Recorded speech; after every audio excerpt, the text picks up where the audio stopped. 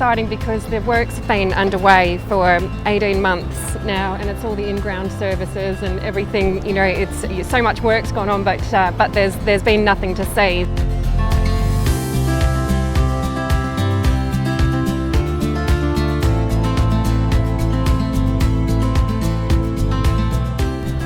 Hi, my name's Linda, and today I'm really excited to be on the site of the Tweed Valley Hospital to take a look around. Joining me is Wayne Jones from the Northern New South Wales Local Health District, Mark Brockbank from Health Infrastructure, and Lee Hughes from Lendlease. Wayne, you must be really excited to see all the activity on site. This is going to be a fantastic asset for the local community. What does it mean for the regional health services? Linda, it's hard to explain. We're talking about commitment from this government. It's the largest health infrastructure commitment in regional New South Wales history. It's going to be over double the size of the current hospital, but most importantly, it's designed by the clinicians in the community to represent the needs that they have. 430 beds combined overnight and day only. The ED, which is a very, very busy department, goes to 42 beds. I can't explain how excited everyone is about getting this development going forward. We're going to have new services, radiation oncology. We're going to have a comprehensive cancer care service, a new cancer technology called a PET scanner. The community and the clinicians are absolutely thrilled and are looking at every step of the progress as we go forward and can't wait till its initial opening. Mark, your team has been planning this facility for over 3 years now. What is it like to see some of those plans start to become a reality? Firstly, I'd like to recognise the efforts that the local district and the clinicians have put into the last few years, particularly Wayne and his team. We've had over 500 planning meetings which have drawn people away from their day jobs, and they take the time out of their day jobs to input into the design of this hospital, and that takes extra time, extra effort, and that really should be recognised. I would really like to recognise the community groups who have contributed to the work to date, particularly the Aboriginal and the community reference groups, whose inputs have been very important to the outcomes which we see here today. What an exciting time to be here at the moment. We're really kicking off with construction after all that hard work in planning. Lee, Lendlease completed the early works on the site late last year, building the foundations for the hospital buildings and putting in all the in-ground services. Now that main works look like they're really well and truly underway, you must be really excited to see the building start to come out of the ground. Yes, Linda, we're really excited to see the building starting to take place. To put it into context, early works was about 18 months. We peaked at 90 workers on site in the peak of that, and we had over 700 workers inducted and work on the project. So it was quite an extensive project in itself. Lendlease is really proud and excited to be part of this fantastic project, and we want to deliver something to the local Tweed and Byron community, a fantastic facility at the end of the day. In terms of the early works, what it did is set the scene for the main works building to be constructed. Key highlights, the earthworks, which we'll see when we walk around. Quite a sloping site, so quite an extensive cut and fill operation. And most importantly, a large portion of it done by local contractors. So CD Excavations performed excellently and did a huge part of that works. Another unique aspect of it is in terms of making the most of the materials and cutting down on cost plus sustainable renewal, is all that material stayed on site. So you'll see the large stockpiles over there. It was used in the actual structure of the foundations, plus it was used throughout the landscaping and all that. So quite a remarkable achievement. The batten's now changed to mainworks. Probably the first significant milestone was the first concrete pour. To put it into context, we'll have a look at it when we get down on the basement, but that's the first of 170 pours on the project, so a unique moment. The next one will be the erection of the tower crane. So 3 tower cranes will sit here, and I envy the crane driver because he's going to be able to sit approximately 60 metres up and look at the view he's going to have each day, so a great job for him. So early works done, tick, on to main works, looking forward to this exciting opportunity. Maybe what we'll do now is walk around and get a perspective of the job and see some of the works that's ongoing now as we plough on into main works. Great, let's go.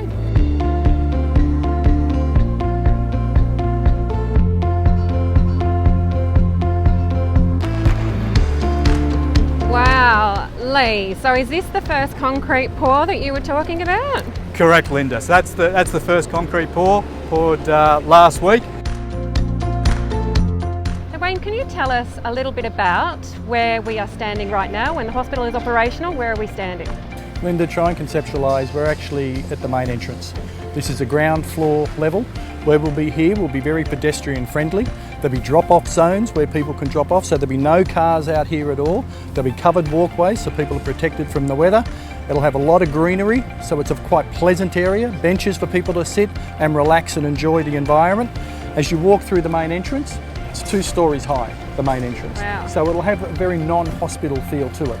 As you go in, it'll have the cafe and the retail area associated with it. It'll be the main meeting point for the public. So it'll try and separate to give it that non-hospital feel, to give people a period of relaxation, an opportunity to rest. Then there are elevators that allow people at both ends to go up to the hospital area and the more clinical areas. Out of the main area at the reception, you'll look through and all that greenery you see there will still be visual. People will still be able to take the benefit of the aesthetics of what the environment on the North Coast provides. Wow. So whilst it's hard to conceptualise at this point, the final product is going to be very pleasing to the eye and built around being pedestrian and patient flow friendly. Fantastic. So will people be able to walk out and enjoy the views? Yes, there'll be an opportunity to go through the back. There'll be more greenery, more areas to relax and sit down. Hospitals at times can be unpleasant places. People need time to relax and get their thoughts together. We'll provide the best opportunity for people to have an environment where they can sit down, relax, enjoy the environment in a protected way, and then go back and get their care. Fantastic, taking a break away from the clinical environment. Very much so, and if you look at the current Tweed Hospital, none of that is available. So the staff and the community are very excited about this aspect of the development. And Mark, I'm really interested to know a bit more about the design of the hospital. You said earlier that the clinicians were really involved in the process. Can you tell me a bit more about that? Yes, that's right. The clinicians were involved, and part of that, the critical part of the process is making sure that the service is located in the right place. For example, the emergency department is located close to theatres, so if there's easy access in case of emergency. Maternity is located on the same floor as the theatres, for example. It's those kinds of adjacencies which make for an effective hospital. All those processes and those services and those adjacencies have been considered very carefully, and particularly with clinicians and other users of the hospital. Where we're standing now is the main core of the building, the centre of the building, and above us is where the workstations and staff amenities will be located. The building is arranged in quadrants. It's 4 quadrants, 1, 2, 3, 4 quadrants, where the inpatient services will be delivered.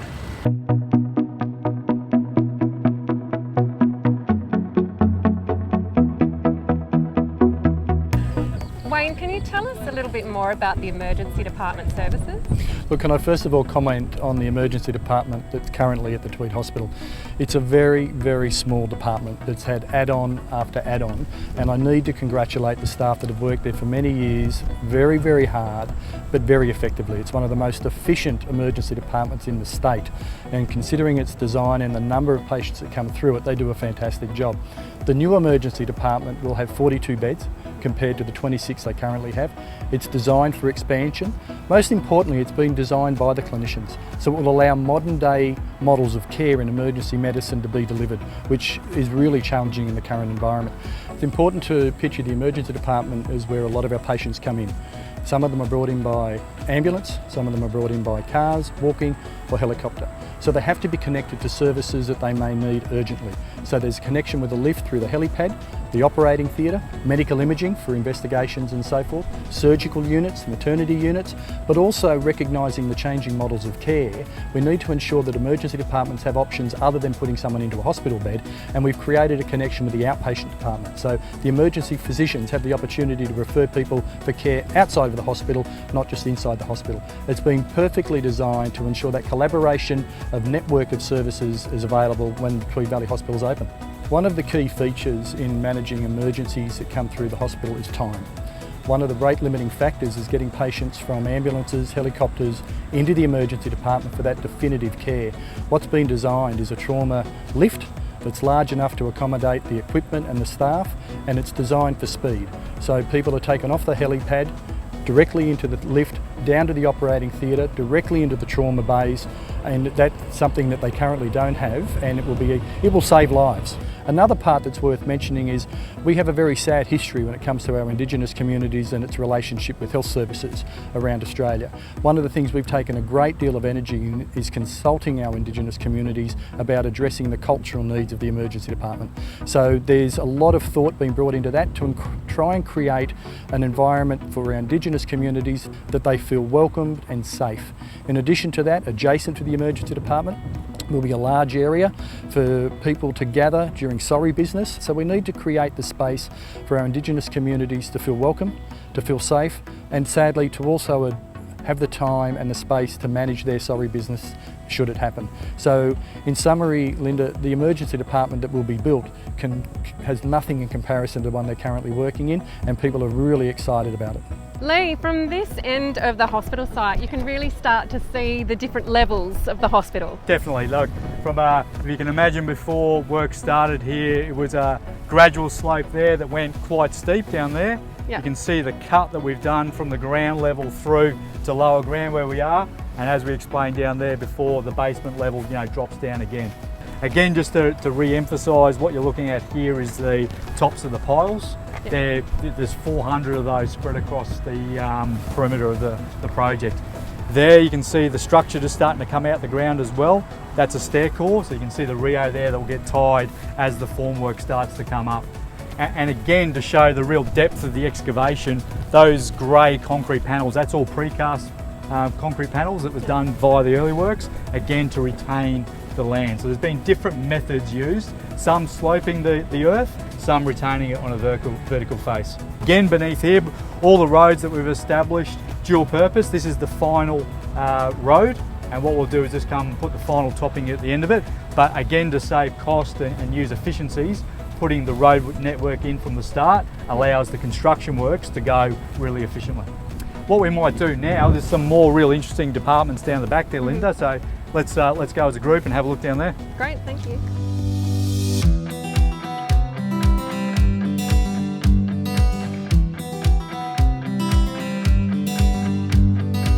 We're standing just below the terrace, which we talked about earlier, and it's right up there, and we're overlooking the coastal wetland just below us. When the site was first acquired for this hospital, the New South Wales government put environmental measures on this site, which we followed through, which included sediment basins to improve the water flow into the creek. We've done a fair amount of landscaping works to the site by removing a lot of invasive species. And as part of our landscaping plan, we'll replace those invasive species with native species to bring this area back up to what it was once before. Oh, fantastic. It's going to be a really, really beautiful outlook. Where to next? Okay, let's walk down here and we'll go and have a look at mental health. Fantastic.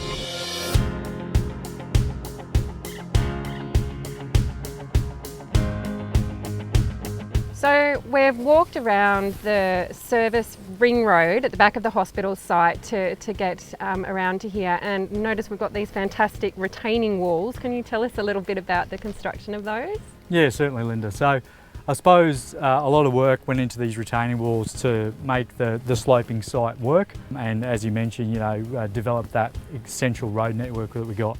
So there was a lot of engineering and planning. It was a combination of using the natural slopes, but where that wasn't possible, using vertical walls like we've got here with the gabions. So there's probably about 300 to 400 lineal metres of these walls. They were done on site, so all those rocks that you see there were placed in together, and they're a very economical and robust wall system that we use to develop these roads. As Mark pointed out earlier, the service road, the ring road, has got an entrance off the slip lane on Coogin Road, and it goes all the way around as a ring, as the name suggests, to Turnip Street roundabout. And that road is key because it demarcates between the staff vehicles, the service vehicles, the emergency vehicles and the public. So it's a complete separate road network. The public, they've got two entrances up on the main entry there, and then a further road across from TAFE that gives access to the on-grade car parks, very close to where they need to go for their services, and also to the future health hub. So a lot of thought went in, separate safety, safety, safety, keep the vehicles and people apart.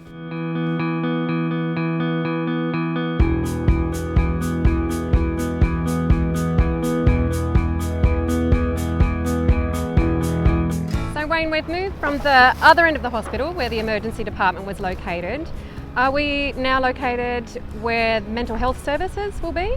Yes, we are. The mental health services will be over here, both the inpatient mental health services and also the community mental health services. It's important to connect those together so they work together. The same patient will be managed in the community and quite often, unfortunately, also come into the inpatient area. We'll see a much bigger unit, 2 20-bed departments located on the ground. There'll be an enormous amount of natural light, space, courtyards to try and create as much normality in the environment as possible, to create a pleasant environment within the mental health unit. So we're very excited. This will be a much larger mental health unit than what we currently have at the Tweed Hospital, and it's purpose designed to manage the flow of patients through the types of care that they will require.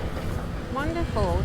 I understand that cancer services is also located in this area of the hospital, but one level up? That's correct. Cancer services will be located over in that direction, and it's important to know that's going to be one of the jewels in the crown. It's one of the commitments from government that we will develop a comprehensive cancer care centre in the Tweed Valley Hospital. It'll stop patients needing to travel for services such as radiation oncology services. We're also implementing the PET scanner, which whilst dealing with other diagnostics is primarily used for cancer services. It'll have radiation oncology, as I said. It'll allow people to receive care at home, instead of having to travel across the border or more distant places. So it's one of the services the community I know are excited about getting. Unfortunately, with an ageing community, our cancer rates do go up, and whilst we have some incredible outcomes with our cancer management, being able to provide a comprehensive cancer care service under the one roof at the Tweed Valley Hospital is very, very fantastic.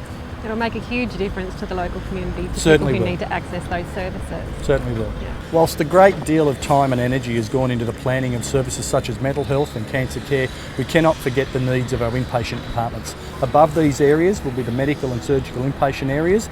They've been designed to give more space for each patient that's required to be in there. Services and amenities will be superior to what we've currently got at the moment, and most importantly, every room will have an outlook looking at the views, whether it be the mountains, whether it be the ocean or the greenery. Absolutely, what a view.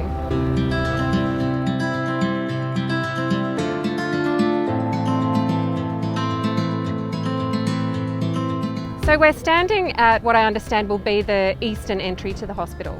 That's correct, Linda. The eastern entry will allow access to renal dialysis services, cancer service and the transit lounge. It's important to recognise that particularly our renal dialysis patients and our cancer patients need to come to the hospital on a regular basis. So we need to give them a dedicated drop-off zone, an area that they don't have to walk too far, that have easy access to the areas where they gain their treatment. So they have their treatment in a purpose-designed, much more pleasant environment, but then when they leave, they can come straight into the vehicle and leave as they did before. So you mentioned the transit lounge. What exactly is that? A transit lounge is a very important tool in patient flow. Once we recognise patients can be discharged, then they're moved down to the transit lounge, so the bed that they are in becomes cleaned, empty and ready for any admissions that are required, and it also allows all their paperwork, their medications, and the transit lounge coordinates all of those logistical aspects, and it's a pick-up point, so anyone who needs to be picked up by relatives and friends, again, the car waits out the front, it's an easy access for them to get into their vehicles. So we're in the drop-off zone at the moment. What about car parking on the site? We have 1,200 car parking spaces on the site, so a mix of multi-deck and at-grade car parking. The at-grade car parking is on the eastern side, and the multi-deck we showed you earlier is on the western side of the buildings. And is there ability to add additional car parking spaces in the future if it's required? Yes, the plans allow for a total expansion of up to 1,500 car parking spaces in the future. So Wayne, what is a health hub? That's a good question. I mean, we've been blessed by a large, beautiful block of land in which to develop the Tweed Valley Hospital. So instead of just building all services in the main block, there are services that can be operated external to the main block. So for example, in the clinical services hub, we'll be having those services that don't require to be admitted into a main hospital and don't need to be in the inpatient areas. There'll be things like Aboriginal health services, oral health services, and other community services that don't require admission into a hospital. In addition, we'll be building a separate learning and development hub.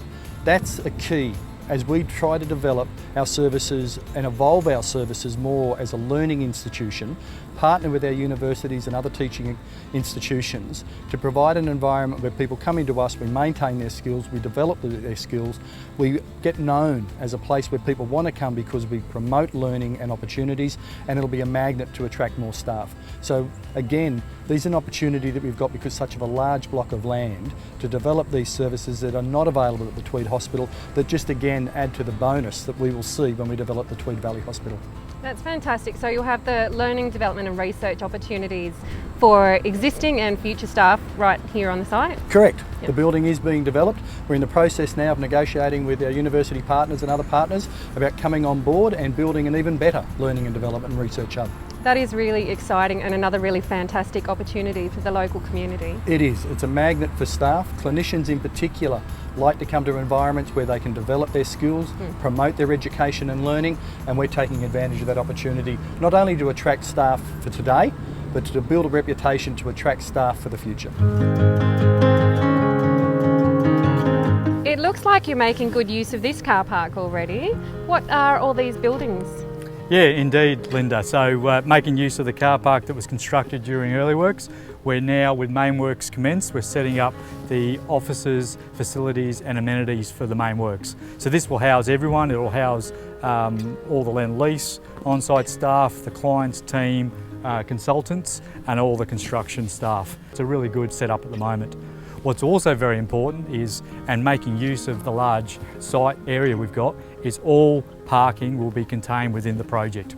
So no on-street parking, none of that hassle, all on site. So making really good use of the area.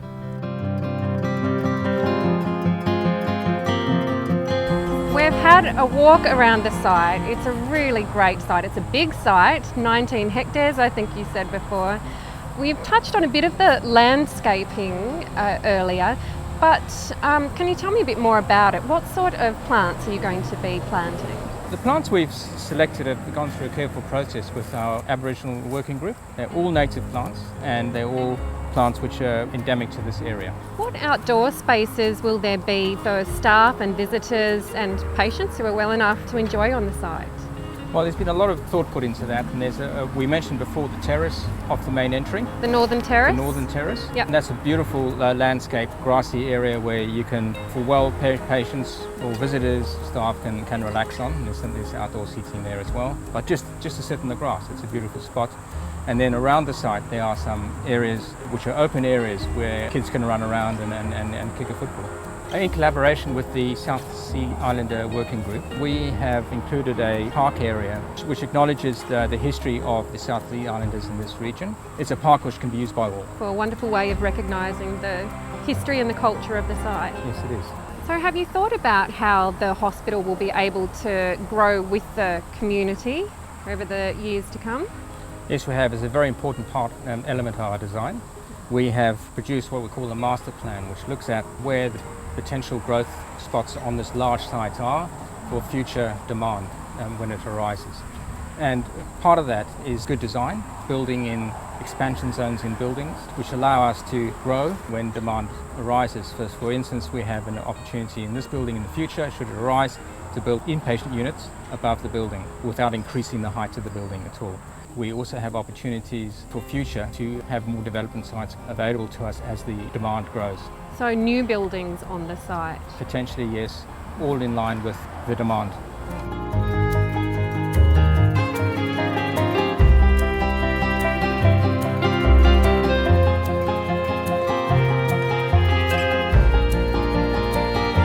Thank you all for joining us today while we toured the site of the new Tweed Valley Hospital. We hope that you enjoyed the tour, and if you have any questions, you can contact a member of the project team via the contact details on the website.